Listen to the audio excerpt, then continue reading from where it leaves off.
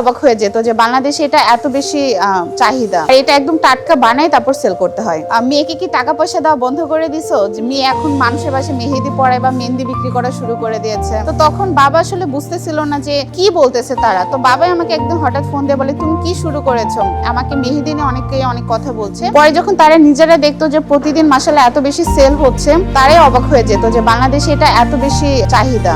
আমাদের এখানে মেহেদি তৈরি করা হয়, অর্গানিক মেহেদি। আমাদের নতুন আরো কিছু প্রোডাক্ট আসতেছে যদিও। এছাড়াও এখানে আমাদের হেয়ার হেনা থাকছে, নখের মেহেদিটা আছে। এছাড়াও কিছু বিউটি ন্যাচারাল প্রোডাক্টস আমরা সেল করে থাকি। আমি সবসময় চাইতাম, আমি আমার হাজবেন্ড, যে আমরা কখনোই জব করব না। আমাদের ইচ্ছে ছিল যে বিজনেস করার। তো সেই থেকেই আসলে শুরুতে অনলাইন একজনকে দেখেছিলাম যে মেহেদি নিয়ে লাইভ করছিল, মানে মেহেদি আর্টের। তো ছোট থেকে আমি টুকটাক মেহেদি পড়াইতে পারতাম। তো তখনই ভাবলাম যে কেন না আমি এটা নিয়ে একটু কাজ শুরু করি। অনেকে আমার কাছ থেকে মেহেদি সাজেশন নিয়ে অন্য পেজ থেকে কিনতো। তখন মনে করলাম যে তাহলে আমিই বানানো শুরু করি। আর তারপরে এই তো টুকটাক অল্প থেকে শুরু করে আজকে এই পর্যন্ত। আমাদের মেহেদি ইভেন্টের জন্য আমরা দেখা যায় ঢাকা শহরে বিভিন্ন জায়গাতে মেহেদি ইভেন্ট গুলো করে থাকি। পাশে দোকান থেকে 2 বক্স মেহেদি কিনে নিয়ে এসে কাগজে প্র্যাকটিস করা শুরু করে দিয়েছিলাম। তারপর ধীরে ধীরে বুকিংটা অনেক বেশি বাড়া শুরু করলো। তখন দেখা গেল একা পারতাম না। আল্লাহর রহমতে এত বেশি বুকিং বেড়ে গেল যে আমি আমাদের আরো বেশ কিছু টিম মেম্বার তৈরি করলাম যেন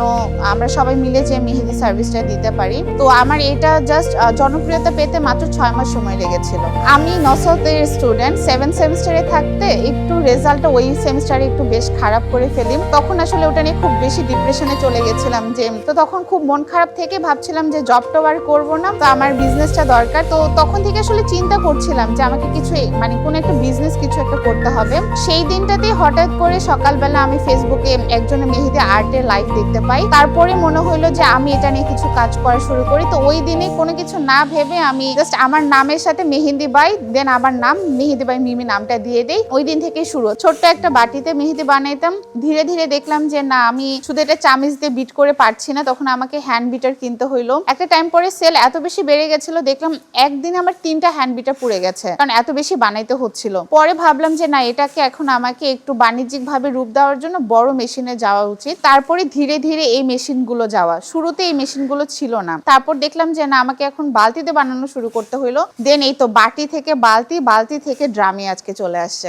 ইভেন আমাকে এটার জন্য অনেকে কথাও শোনাইতো যে এত টাকা খরচ করে পড়ালেখা করে শেষমেশ মেহেদি বিক্রি করে, তাহলে আবার লাভ কি হলো এত টাকা খরচ করে পড়ালেখা করার? কারণ মেহেদি নিয়ে যে অনেক দূর পর্যন্ত আগানো সম্ভব, এটা আসলে আগে 2019 সালের আগে বাংলাদেশে এতটা প্রচলন ছিল না। এটা আমাদের আত্মীয় স্বজনই বেশি বলেছিল। তখনই বলেছিলাম যে আমি এমন কিছু করছি না যেটা তোমাদের মান সম্মান যাবে। আমি জাস্ট পড়ালেখার পাশাপাশি মেহেদি নিয়ে টুকটাক একটু কিছু একটা করার চেষ্টা করছি।